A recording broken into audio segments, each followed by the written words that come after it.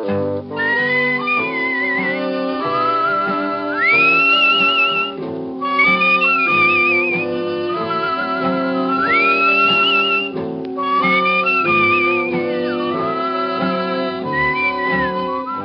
Dick Powell as Richard Diamond, private detective.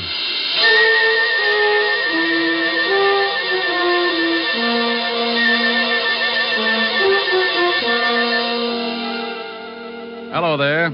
I'm Diamond. What if you got any idea how much trouble a private detective can get into sometimes? Well, if you happen to have an office at Broadway and 53rd Street and the sign painted on your door reads Diamond Detective Agency, you're a setup for more trouble than a guy who goes bear hunting with a switch. I know, because I've got that office and the sign painted on the door. Sure, I've got a lot of idle time, and I use it up sitting around with my feet on the desk, waiting. But idle time can be as dangerous as a rattlesnake taking a sunbath. It's just a preliminary, the lull before the storm. You might wait an hour, a day, or maybe even a week. But the quiet minutes keep multiplying, and sooner or later, things come to a head. Like one day last week. I'd been working on an extra long lull that didn't look like it was going anywhere. But in another part of town, a union meeting was taking place. It was going to keep me jumping around like a hungry flea at a dog show. I wanted to talk to you men. It's time that we did something. The Laborers' Assistance League is already functioning in a great number of factories in this city. And it's getting a stronger foothold all across the country. It continues to expand and gain power because it operates best where there's growing unrest and discontent within the factories. Now, they cause trouble and make it look like the union's not doing a good job for the worker. I know for a fact that 4 or 5 men can sit in on a union meeting and cause enough trouble to make it look like the whole union is wrong. Now, this union is getting along fine. He's really out to make trouble tonight. Yeah, if he keeps it up, this is going to be a tough union to crack. He won't keep it up. We're going to take care of him. Oh, what good will that do? His brother Phil will be in from California next week. We can shut his brother up, too. Are you sure he planned this thing with his brother? Yeah. When he gets in from California, he's bringing enough information to put us out of business. Well, that just gives us a week. He's talked too long. Let's break this meeting up. Is doing just that. Yeah? Well, how do we know you're not talking through your hat? Well, now, look, you all know me. I gripe as much as the next guy. But I know for a fact that this league is not only working like that all over the country, but now it's beginning to move in on our factories and our unions. Yeah, but how do we know it's such a bad thing? They're a bunch of racketeers. And if you don't believe me, you come to this meeting next week, and I'll give you the proof you want. I don't know. Well, I guess you're right. He promised them proof in a week, and that's what his brother gets in. Don't worry about it. When he gets the package, he won't be able to give anybody anything.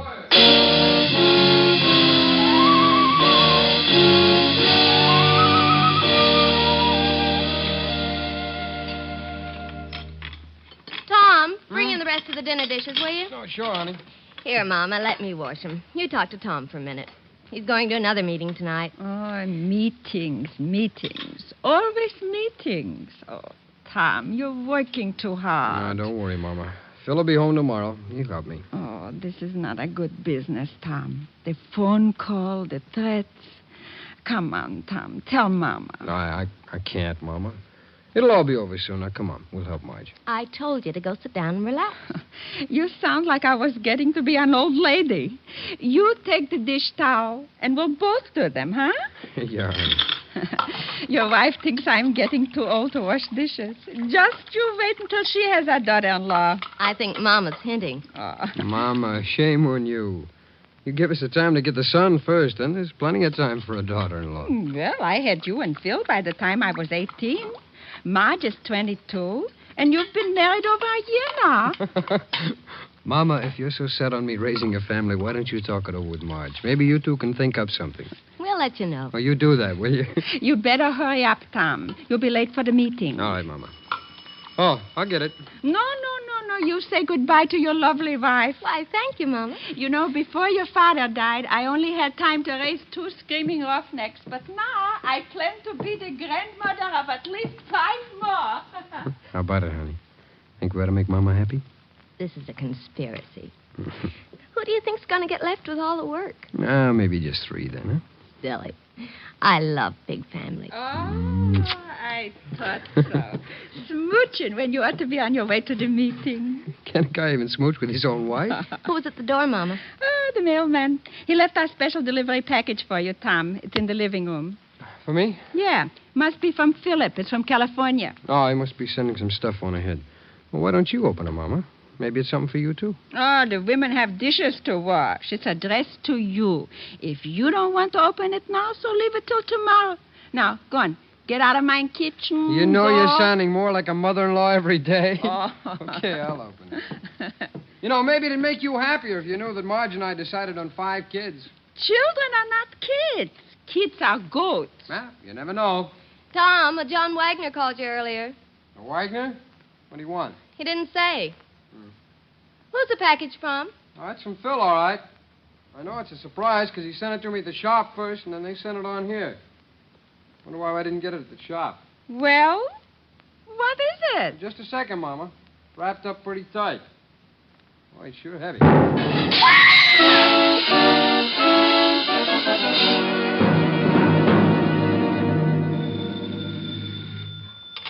Diamond Detective Agency, murder solved cheap. We eliminate the middleman. Oh, by George, that was a good one. Is this Lieutenant Levinson, the homicide kingpin? Yeah. Rick, get down here, will you?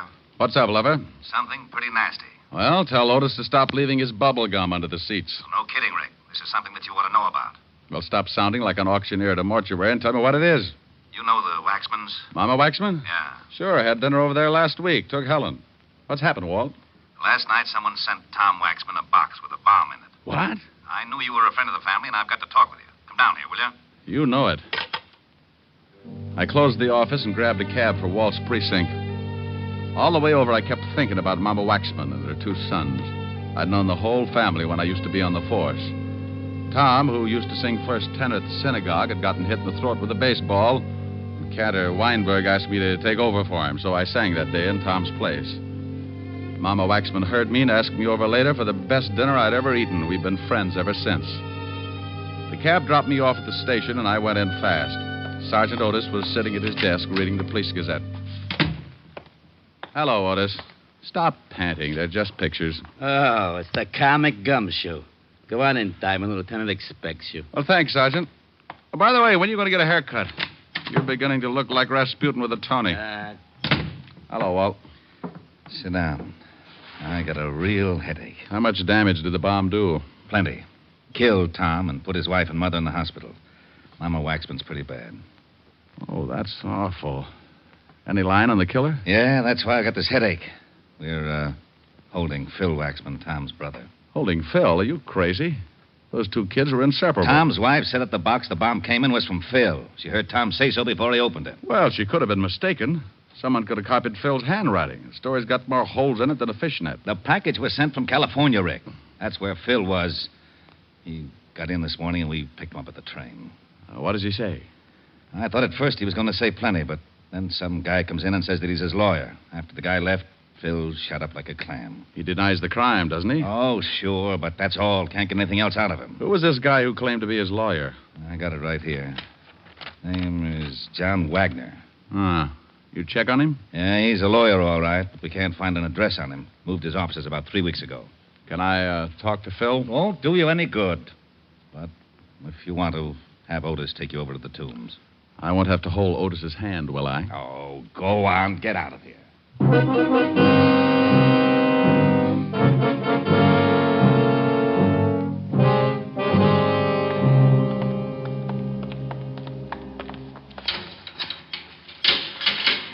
There's somebody to see you, Waxman. All right, Diamond. You got 5 minutes. How are you going to keep track, Otis? On my fingers. Well, that'll only get you up to 13. I'll scream if I need you. How are you, Phil? You're in on a tough rap. Yeah. You want to tell me about it? I've told the police everything I'm going to. Who was the lawyer who came in to see you? Just a lawyer. John Wagner? Just a lawyer. Look, what were you doing in California? Now, Phil, I know you didn't send that bomb. Why don't you open up and get yourself free? I've said all I'm going to say. Now, get out of here, Diamond. Oh, it's like that, huh? Yeah, it's like that. Oh, come on. Go Phil. on, get out. Okay. But don't forget your mother. You don't want to let her down. I'm going over to the hospital and see her now. Hey, Otis, let me out of here.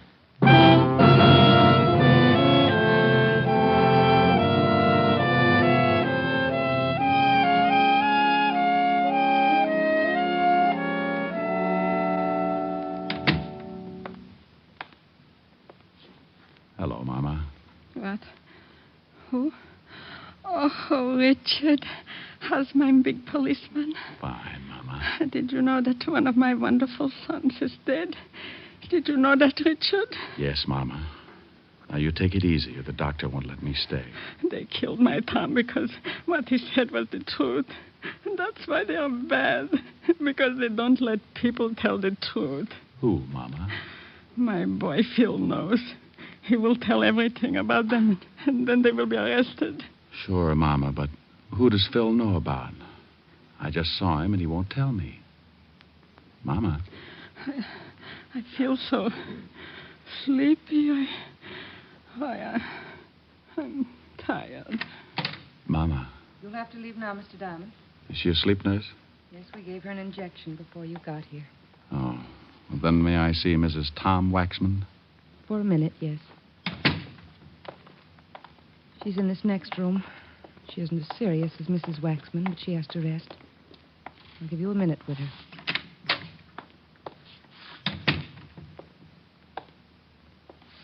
Marge? Yes. Who is it? Rick. Oh. Oh, now, come on. You got to help me out. I'm the guy that's supposed to make people laugh. I'm the cornball with the bad line of chatter, remember? I can't help it. I'm sorry, they gave me something to make me sleep, and things don't make too much sense. Look, dear, I want to help Mama, and I want to help you, too. But the nurse will only let me stay a minute. The police are holding Phil. I just came from seeing him. Did he tell you anything? Nothing. I made a mistake and told the police that the bomb had arrived in a package from Phil. I didn't think... They can't believe Phil would ever do a thing like that. He was helping Tom. Mama said Phil knows who did it. He doesn't know. He just knows who's behind it. I'm pretty sure I know, too. Who, Marge? Tom's been making speeches against an organization that call themselves the Laborers' Assistance League. I've heard of them. King-size bunco game. Yeah. Phil's been in California. He joined the league and found out a lot of things about it. He used to write Tom once a week. Your time's up, Mr. Diamond. You'll have to leave. Just a second. Marge, did Tom tell anybody what his brother was doing? I don't know. There was a man named John Wagner that called Tom all the time. John Wagner? He's a lawyer. Please, Mr. Diamond. Did he tell any of the men who work in the shop with him? Yes, I think so. Mr. Diamond, I'll have to call the doctor. Please, nurse. This may mean another man's life. Marge, who did he tell? Well, I can only remember one person, Ralph Pryor. Pryor. Mama used to fix Tom and Ralph dinner after work sometimes, but he was Tom's closest friend. Okay, Marge. Now, you take it easy, and I'll see what I can do. Please, Rick, find the men who did this. Yes. Well, I'll try.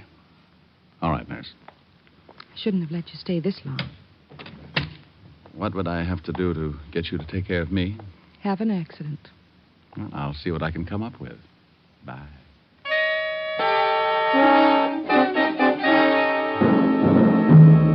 I left the hospital and walked out on the street. One of those sidewalk photographers snapped my picture and handed me a card in case I wanted to send him 2 bits for the print. I threw the card away and headed for the factory where Tom had been working. The superintendent took me down and introduced me to the new foreman of the shop. Yeah, pretty rough about Tom. That's an understatement. Tell me, when did you take over Tom's job as foreman? This morning. How long have you worked for this shop? About 3 years. Why, are you a cop? I might be. You know a guy named Ralph Pryor? Sure, that's him, right over there about that there turd lathe. Want me to call him over? No, I think I can make it under my own power. Hey, you Ralph Pryor? Yeah. You knew Tom Waxman pretty well, didn't you? Yeah. Well, don't cry on the machinery. It'll rust. Who are you? What do you want? Name's Diamond. Let's say I'm a friend of the family. Well, good for you. What are you snooping for? I've got an erector set. I just love machinery. Well, don't get too close to this machine or it'll take your arm off. As long as it's not the one I count my money with. How long have you worked here? None of your business. Where were you during the war? Same answer. Well, thanks, Mr. Pryor. You've been grand. Hey, Foreman. Yeah. Did you talk to Pryor? Yeah, he's the quiet type. Say, how does the mail come in here? From the mail room. Ask a silly question. No, I mean, who brings it in? No special one. Foreman usually sends someone after it. Do you remember a package coming here for Tom yesterday or the day before? No, if there'd been one, Tom would have seen it. He was the foreman then. Where can I find the mailroom? Up the hall to head the stairs. Thanks. Sure is too bad about Tom. You said that. Say, didn't I know you all back in Little Rock, Arkansas? No. I'm from Malvern. I just thought I'd ask.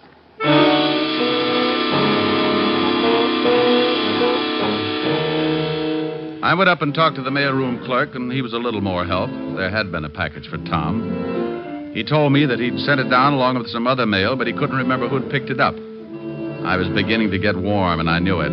So I slipped into a phone booth and put in a fast call to Lieutenant Levinson. Homicide, Sergeant Otis. Otis, let me talk to the lieutenant. Oh, it's you, Diamond. Why don't you stop playing like a detective? Why don't you buy the lieutenant a necktie for his birthday, a fuzzy green one? You think he'd like that? Sure, and if the clerk hasn't ever seen a fuzzy green one before, just show him your tongue. Now put the lieutenant on. Lieutenant Levinson. What? Did you find out anything about that bomb? Oh, yeah, Rick. It was dynamite. Highest grade. But I don't see how it could come all the way from California through the mails without the caps blowing the whole thing up. Neither do I. Do me a favor, will you? Pick up a Ralph Pryor. He works at the same shop that Tom Waxman did. What can I hold him on? Just pick him up for questioning.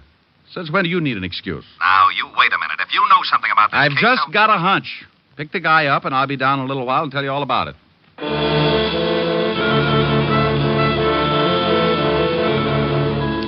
I hung up on Walt just as he was getting around to the words you could censor and headed back to the factory. I waited around outside for about 10 minutes, and then, sure enough, a prowl car pulled up, and two boys in blue got out and went in. In a couple of minutes, they came back outside, only this time they had company. Ralph Pryor. I waited until they had pulled away, then I hailed a cab and headed for the 5th Precinct myself. Oh, where have you been? Snooping, Walt. I just saw your boys pick up Pryor at the factory. Thanks. Now, would you kindly tell me what you wanted him picked up for? Oh, it's a long shot, Walt. I found out he knew what Tom's brother was doing in California. What was he doing? Getting some information on a racket that's been trying to muscle in on Tom's local union. In California? Yeah, they're operating all over the country. You've heard of them. Laborers Assistance League. Oh, those leeches. Well, I still don't see what this has got to do with Pryor. Walt, I think that bomb was sent from the factory here in New York. I found out a little while ago that in order to get hold of that package, the killer would have to be working in Tom's shop. You think Pryor did it? I'll tell you better when I see if anyone comes down to get him out. Well? Well, what? Well, what are we going to do? Sit here and look at each other? Well, that's a pretty ghastly thought.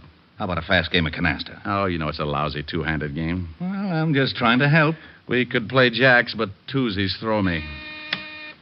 Yeah, what is it, Otis?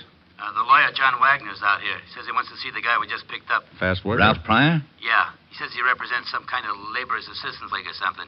Said that Pryor's a member. All right. Let him see him. Okay, Lieutenant.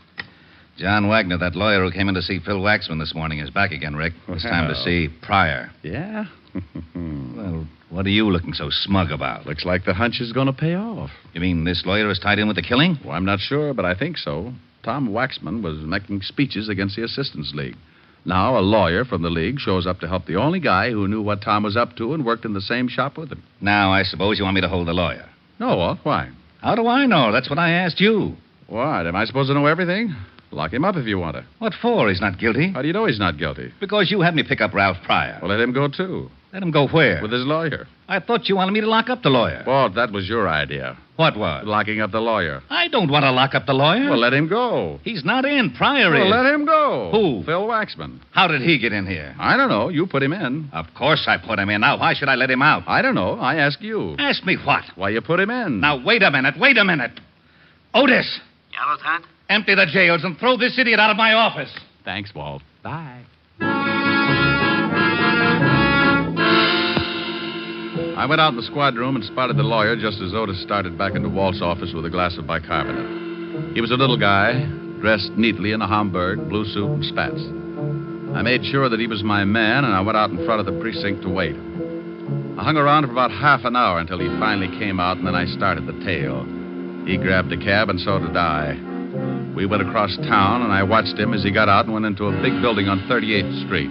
I went in after him. We rode the same elevator to the 8th floor. We both got out.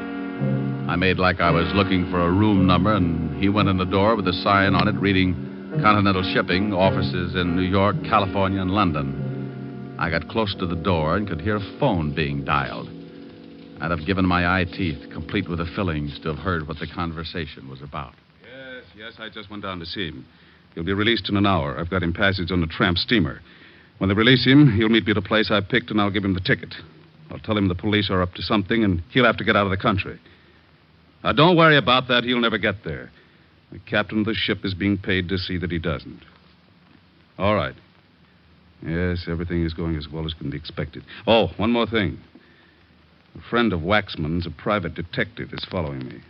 One of our men took his picture coming out of the hospital after seeing Waxman's mother.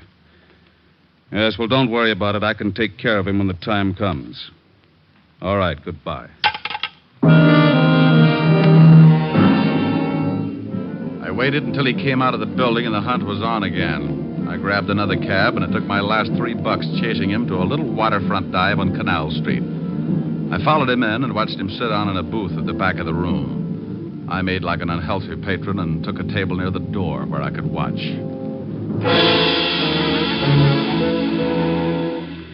An hour later, a guy walked in and headed for the lawyer's booth. He was Ralph Pryor. He talked with the lawyer for a minute, then took an envelope from him and got up. He went out, and I went after him. If I was right, he was my killer, and the lawyer could wait. Ralph, I want to talk to you. I thought I told you to stop snooping. Bad right ear. Let's step in this alley. Oh, what? Get in the alley. Hey, what do you think you're shoving around? You're just full of questions. You know, mister, you're not so big that you can't end up with a busted head. Now, let me go. I guess you better understand something. Oh. Get the point? Oh, you dirty... You don't want to play, huh? Oh. Oh. Oh. Maybe you haven't guessed it, but I'm mad. I'm going to kick you from one end of this alley to the other until you tell me who sent that bomb to Tom Waxman. I don't know what you're talking about. Okay. The state might slap my wrist, but I don't like losing good friends. Oh, my nose. You should see Mama Waxman. She looks a lot worse, but she's got a lot more troubles. She lost a son. Oh. Wait a minute. I can't take any more. Sure you can. Sure. Just think about something else. Tom Waxman, maybe, or his wife and mother. Want to tell me? Okay. No. Please. Wait a minute. All right, I did it. Leave me alone, will you? You picked up a dummy box sent from California to the factory and you planted a bomb in it. Yeah. Why? Because Brother Phil had evidence enough to smear the League? You know a lot, don't you? Sure, Tom was going to present the evidence in front of his union. And the League sent an empty box from California addressed with Phil's forged handwriting. And I went up to the mailroom and picked up the box and put the bomb in it and sent it to Tom's house. You do it for the League? Yeah, I did it for them. Who's the boss of the League? Well, Come on. All right. It's... Oh. Now you'll never know. Wow. Mr. John Wagner, complete with Derringer. I hope you noticed the error of his ways, Mr. Diamond. He talked too much. You got a funny way of keeping clients out of trouble. I'm glad you noticed. I'm going to do the same for you. Won't you need a retainer? No, this one's on the house, so to speak. I think you're going to get one anyway. That cop at the end of the alley with a riot gun doesn't look like he's hunting golfers. That is a very stale attempt at throwing me off guard. Anyone that would be stupid enough to try a worn-out stunt like that deserves to die. You'll make it easy for me. Okay, suit yourself. Fire when ready, Gridley. What do you think? Thanks, Walt. You arrived in the nick. Nick Pick, a big gazunt. Why can't you get mixed up with a wife beating or something? The taxpayers are getting tired of seeing their streets cluttered up with a lot of bodies. Now, don't you yell at me. How did you find me? I knew something was up, so when Ralph Pryor was released, I tailed him. I saw you tailing Pryor. I saw the lawyer tailing you, so I tailed the lawyer. Well, if you'd had an 8-piece band, you'd have had a parade. Oh, nuts. Oh, what's the matter, Walt? You'd have had to shoot him. He was going to kill me. Oh, I'm not worried about that. Well, what is it? I forgot to bring my bicarbonate along. Oh.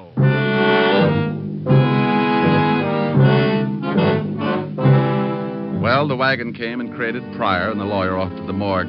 When we got back to the station, Walt put in a call to the feds and told them to check the Labor's Assistance League in California and pick up the guys who sent the package through the mails. Using the mails like that can be a tough rap. And 3 weeks later, the government closed in. They picked up the big wheel and threw the whole bunch away for 10 to 20. Tom's brother, Phil, was released, and he went in front of Tom's union and gave them the evidence he'd collected while he was with the League. Needless to say, the League wasn't represented that night or any night after that. About 3 weeks after Mama Waxman came home from the hospital, she invited me over for one of her famous dinners. I brought Helen, and her butler Francis came along to help with the serving.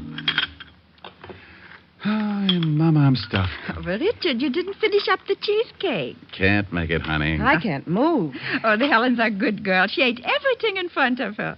You know what? You two should get married. Her appetite is the best argument against getting married I can think of. Keep working on him, Mama. All right. Now, let's all go into the front room. If I know my big policeman, he still likes to stretch out on the couch, huh? You are so right. Here, let me help you, Mama. Thank you, Richard. Where's Francis? Oh, he's in making some coffee. Oh, he's been such a help. Before the accident, it was nothing to serve supper. You sit right here, honey. All right. Thank you. I won't have to eat another thing for a week. Here's the coffee, Mrs. Waxman. Francis, you must call me Mama, like the rest. Oh, yes, ma'am. Mama. Did you have enough to eat also, Francis? It was simply wonderful. You know, someday if Miss Asher doesn't mind, I'd like to stop by and, well, to swap recipes, as it were. Well, I think that would be wonderful, Francis. Why don't you do that? I'll give you some fine ones, Francis. Where's Phil tonight, Mama? He had to go to a union meeting. He's going to work in Tom's shop. He also asked me to thank you for singing at the funeral. Glad to do it, Mama. Richard, we always wondered where you learned to sing in Yiddish. Well, I used to pound a beat on the Lower East Side. Oh, well, would you do me a big favor, Richard? Sure, dear. I'm feeling a little sad about my boy tonight. Would you sing something for me? This song he liked you to sing. Oh, I'm a little full of dinner, Mama. Please, Ray. Oh, yes, sir. Please, Mr. Diamond. Well, all right. Mimi. A Yiddish Mädel, darf a Yiddischer boy. It's pretty good for a shaker, sir, Mama. Fine. Du schöner Mädel, denn es darf sein a Säu. What does it mean? Don't tell her, Mama. Weil in der Teure ist geschrieben, in a Säu ist du verblieben. A Yiddish Mädel, darf a Yiddischer boy.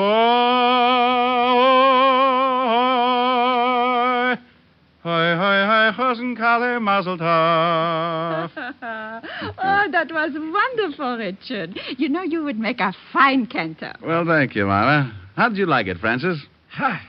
Als een hazen bis der gitten Dishwasser. What? Francis. What did he say, Mama? He said as a cantor, you would make a fine dishwasher.